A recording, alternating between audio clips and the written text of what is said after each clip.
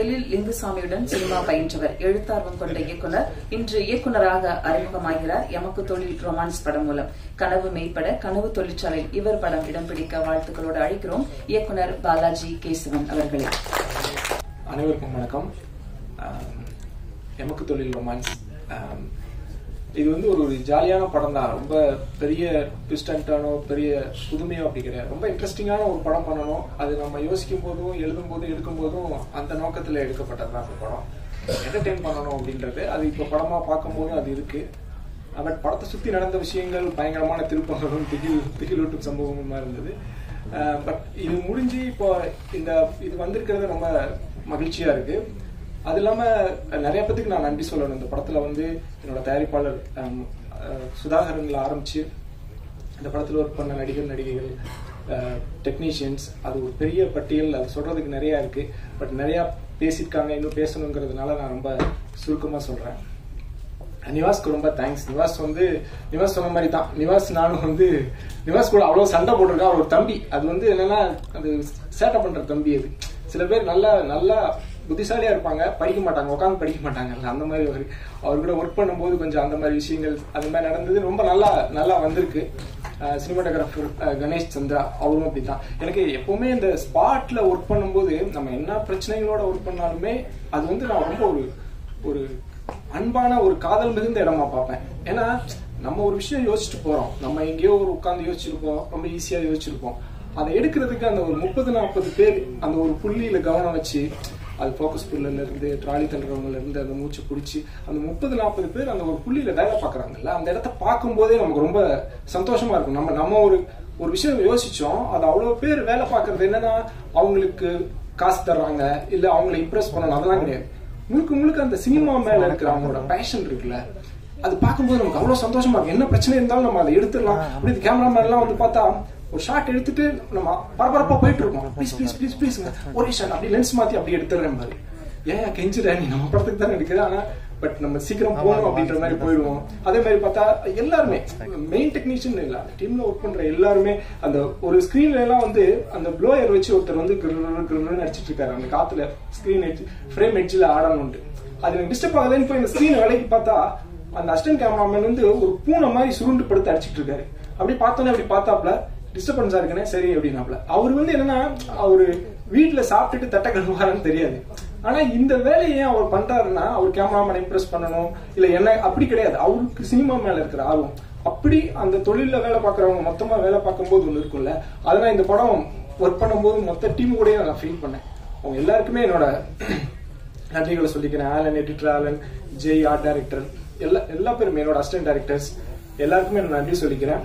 அவர் திருமலை அவர்களுக்கு நான் மிகப்பெரிய நன்றி சொல்றேன். ஏன்னா அவர் ஆக்சுவலா இது எமக்கு தொழில் ரொமான்ஸ், அவர் எமக்கு தொழில் போர் அப்படிங்கிற மாதிரி ஒண்ணு ஆரம்பிச்சாரு. அதனால வந்து அவர் சொல்ல வேண்டிய விஷயங்கள் அவர் அந்த போராட்டத்துக்கு அப்புறம் இந்த படத்தை வெளியில எடுத்துட்டு வர்றாரு.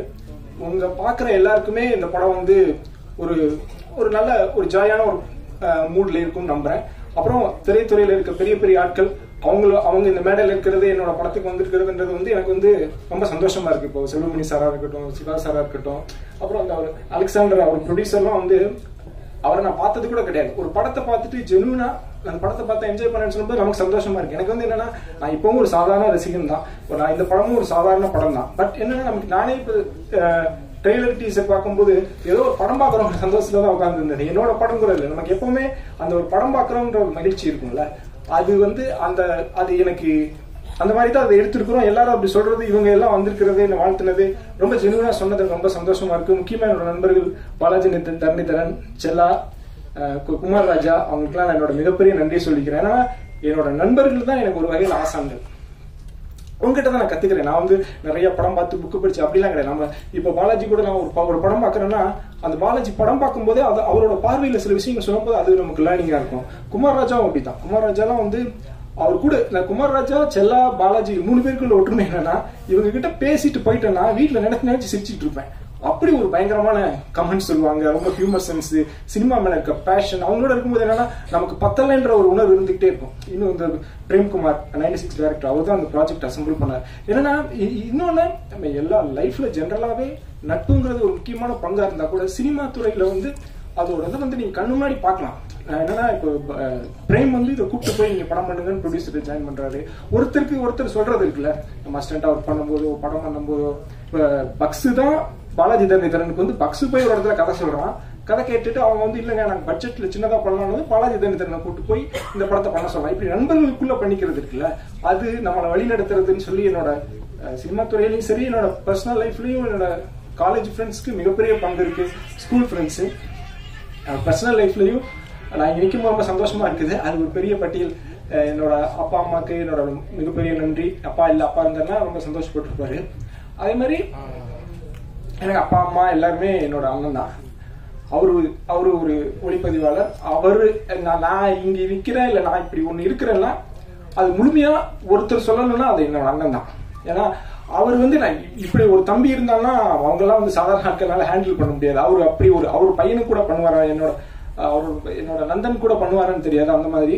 அப்புறம் நான் அந்த படம் ஆரம்பிக்கும் போது எமக்கு தொழில் ரொம்ப ஜாலியான படம். அப்படி நிறைய போய் வரும்போது கடைசியில வந்து என் செயல் ஆவது யாதொன்றும் இல்லை, இனி தெய்வமே எல்லாம் உன் செயல் என்று உணரப்பட்டேங்கிற ஒரு பட்டியல் மனநிலைக்கு வந்தாலும் நான் வந்துட்டேன் ஓகே. பட் என்னோட மனைவி அவங்க கோத்ரூ பண்றது இருக்குல்ல, அவங்க வந்து உண்மையிலே நான் வந்து எங்க அம்மா ஒரு பெண்கள் நம்ம கூட இருக்கிறவங்களை பார்க்கும்போது இது மூலமா என்னன்னா சினிமாவில் இருக்கிற ஒர்க் பண்ற டைரக்டர்ஸ் எல்லாரோடையும் அந்த குடும்பத்தில் இருக்க பெண்கள் இருக்கிறாங்கல்ல, அவங்க நினைச்சு நான் ஒரு நாளும் ஆச்சரியப்படுறேன்.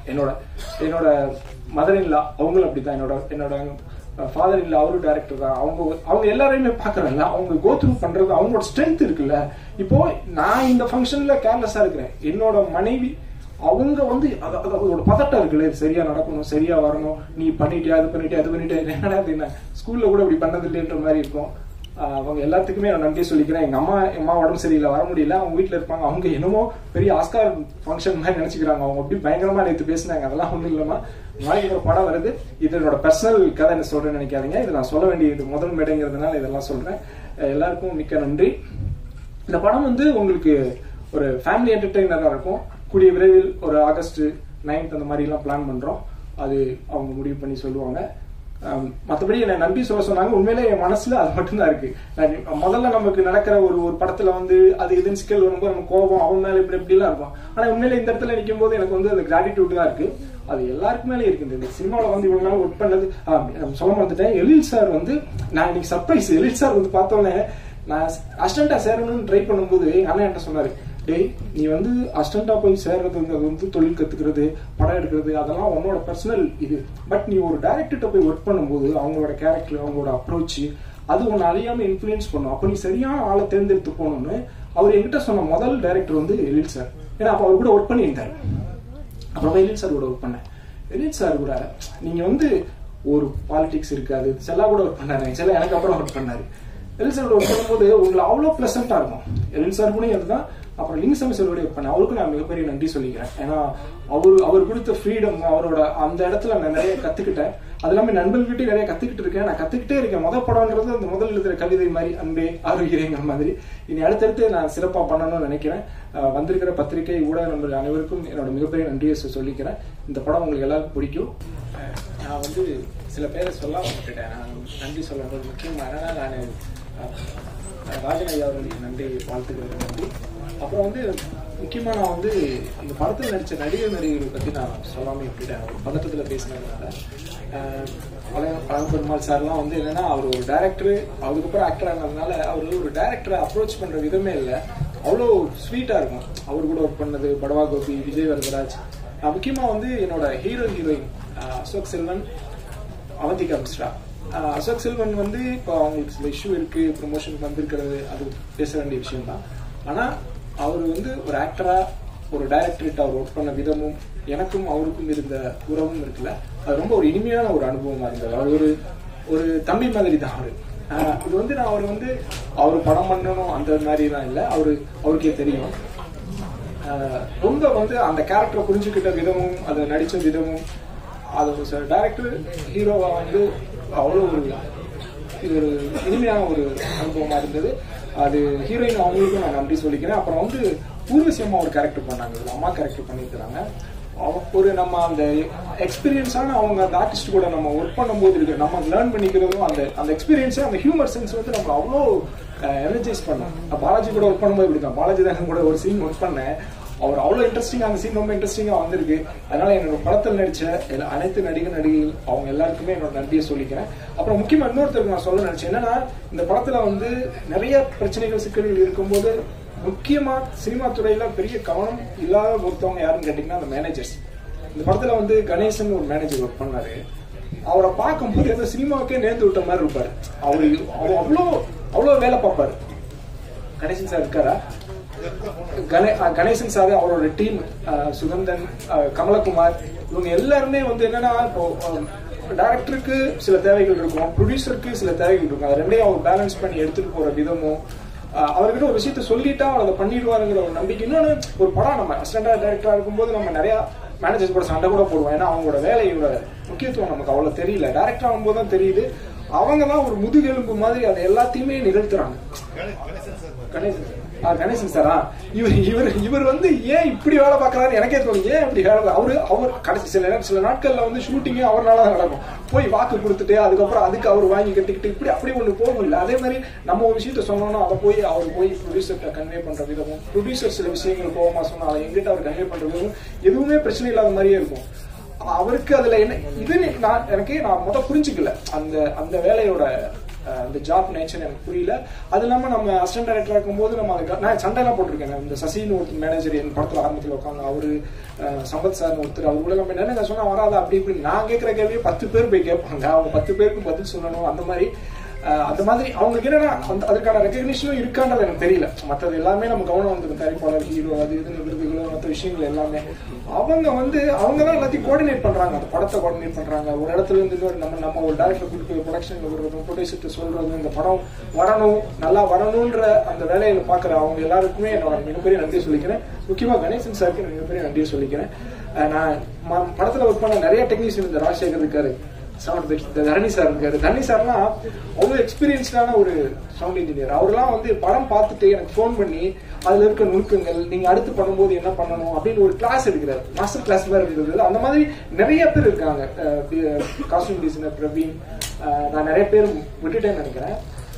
எதுவும் தப்பா நினைச்சுக்காரு. என் கூட ஒர்க் பண்ண எல்லாருக்குமே மிக்க நன்றி. நடிகர்களுக்கு மிகப்பெரிய நன்றி. ஏன்னா நம்ம ஒரு விஷயத்தை யோசிக்கிற விஷயத்த ஸ்கிரீன்ல கொண்டு வந்து அது மக்கள்கிட்ட கம்யூனிகேட் பண்றது அவங்க தான். அது இந்த மாதிரி இது ஒரு சிம்பிளான ஒரு ரொமான்டிக் காமெடிங்கும் போது அதை சரியாவே பண்ணியிருக்கிறாங்க. அது எல்லாருக்கும் நன்றி சொல்லிக்கிறேன். நன்றி. எனக்கு தொழில் ரொமான்ஸ் படத்துக்கு வாழ்த்து செய்தி அனுப்பிய சத்யஜோதி தியாகராஜன் சார், கே ஞானவேல் ராஜா, நகுல் ரவி மரியா, லைகா தமிழ்குமரன் மற்றும் கலசா ஸ்டுடியோ நரேஷ் அவர்களுக்கு எங்களுடைய நன்றிகள். இந்த விழாவை சிறப்பாக்கிய சிறப்பு விருந்தினர்கள் மற்றும் பத்திரிகையாளர்களுக்கு இந்த அன்பின் நன்றிகள். தேங்க்யூ. இந்த காலை இத்தனை இயக்குநர்களும் வந்திருக்காங்க. நட்புகளால் சூழ்ந்த உலகு அப்படிங்கிற மாதிரி இருக்கு. அடுத்ததாக நாம் பேச அழைக்கிறோம் சுப்ரீம் கோர்ட் பாஸ்கர் அவர்களை சில வார்த்தைகள் வாழ்த்து பேச அழைக்கிறோம். அனைவருக்கும் இனிய காலை வணக்கம். எமக்கு தொழில் ரொமான்ஸ் சிறப்பான தலைப்பு. இந்த சிறந்த படம் வெற்றியடைய எனது வாழ்த்துக்கள். எனது நண்பர் திருமலை அவர்கள் மிகுந்த சிரமப்பட்டு இந்த திரைப்படத்தை, அதாவது இந்த சிறந்த திரைப்படத்தை எடுத்திருக்கிறார். அவருடன் இணைந்து பணிபுரிந்த அனைவருக்கும் என்னுடைய வாழ்த்துக்கள். ஒரு திரைப்படம் வெளியாவதற்கு பல்வேறு பிரச்சனைகளில் முக்கியமான காரணம் நிதி, ஃபைனான்ஸ். ஃபைனான்ஸ் இல்லாததுனால தான் நிறைய படம் வந்து எடுக்க முடியாம இருக்கு. அண்ணன் ராஜன் அவர்கள் இருக்கின்றார். Film producer cooperative society. நம்ம சாதாரணமா நினைப்போம்னா ஒரு கோஆபரேட்டிவ் சொசைட்டி ஏதோ ஒரு 100, 500, 1000. பட் இந்த கோஆபரேட்டிவ் சொசைட்டிங்கிறது பாத்தீங்கன்னா இந்தியா முழுக்க 1.5 லட்சம் கோடிக்கு மேல பணம் இருக்கு. ஆனா இதுல முக்கியமானது வந்து ஒற்றுமை. ஒரு பொறாமை உணர்ச்சி இல்லாம ஒற்றுமையா இணைந்து செயல்பட்டீங்கன்னா நீங்க யார்கிட்டயும் நிதி கேட்டு போக வேண்டிய அவசியம் கிடையாது. இதுல என்னன்னா கோஆபரேட்டிவ் சொசைட்டில உங்களுக்கு இன்ட்ரெஸ்ட் ரொம்ப குறைவு. ரெண்டாவது என்னன்னா கொலாட்டரல் கிடையாது. எந்த ப்ரொடியூசருமே எந்த சொத்தையும் கொடுக்க வேண்டிய அவசியம் கிடையாது. அதே மாதிரி அந்த பிலிம் ப்ரொடியூசர் கோஆபரேட்டிவ் சொசைட்டில ஒரு உதாரணத்துக்கு 1 லட்சம் ரூபாய் இருக்குதுன்னா உங்களுக்கு வங்கியில இருந்து 9 லட்சம் ரூபாய் கொடுக்குறாங்க, எந்தவித கொலாட்டமும் இல்லாம. அது இல்லாம சப்சிடி இருக்கு. நீங்க ஒரு நல்ல திரைப்படம் கொடுக்குறீங்க, ஒரு அவேர்னஸ் மாதிரி கொடுக்குறீங்க, ஒரு கிரீனிஷ் கொடுக்குறீங்கன்னா அதுக்கு உங்களுக்கு சப்சிடி கொடுக்குறாங்க அரசாங்கத்துல. பல்வேறு நல்ல சிறப்பு அம்சங்கள் இருக்கு. இதுல ஒரு உயர் மட்ட ஒரு அமைப்பா பிலிம் ப்ரொடியூசர் கோஆபரேட்டிவ் சொசைட்டி ஏற்படுத்தி ஒரு தவறு நடக்காம, ஒரு தில்லுமுள்ளு நடக்காம கரெக்டா இணைஞ்சு நீங்க பயணம் பண்ணீங்கன்னா நீங்க யார்கிட்டயும் போய் பைனான்ஸ் கேட்க வேண்டிய அவசியமே கிடையாது. ஒரு 15 பேர் 20 பேர் கொண்ட உறுப்பினர் மாதிரி இணைங்க, இணைச்சு அது ஒரு டாப் லெவல் கமிட்டியா வைங்க. பணம் இருக்கு, நீங்களே முடிவு பண்ணுங்க, நீங்களே முதலாளி, நீங்களே கொடுங்க. அரசாங்கத்துடைய உதவிகள் நிறைய இருக்கு அதுல. அதை விட்டுட்டு பணம் இல்ல உங்களுக்குள்ள ஒரு போட்டி பொறாம, இவரை கேட்கறது, கொலாட்டல் கொடுக்கறது, சொத்து இல்லாம நடுத்தரில் வந்து நிக்கிறது. பணத்தை எடுத்துட்டு நிறைய தயாரிப்பாளர்கள் நடுத்தரில் தான் இருக்காங்க இல்லையா? இன்னைக்கு வங்கிகள் தான் உதவி பண்ணுது. உங்களுடைய சொத்து ஒரு காசு கொடுக்க தேவையில்ல, வங்கிகள் கொடுக்குது. அது இல்லாம தள்ளுபடி இருக்குதுல. இத வந்து நீங்க எல்லாமே மிகச்சிறந்தவங்க, நிறைய விஷயங்கள் தெரிஞ்சவங்க. நாங்க வந்து உச்ச நீதிமன்றத்தில் இருக்கோம், ஏதோ ஒரு சில விஷயங்கள் தெரியும். ஆனா இதுல முக்கியமானது ஒற்றுமை. ஒற்றுமை இருந்ததுன்னா ஒரு சாதாரண லேபர் சொசைட்டிலே பாத்தீங்கன்னா 1000 கோடி 2000 கோடி ரூபாய் புழங்குது.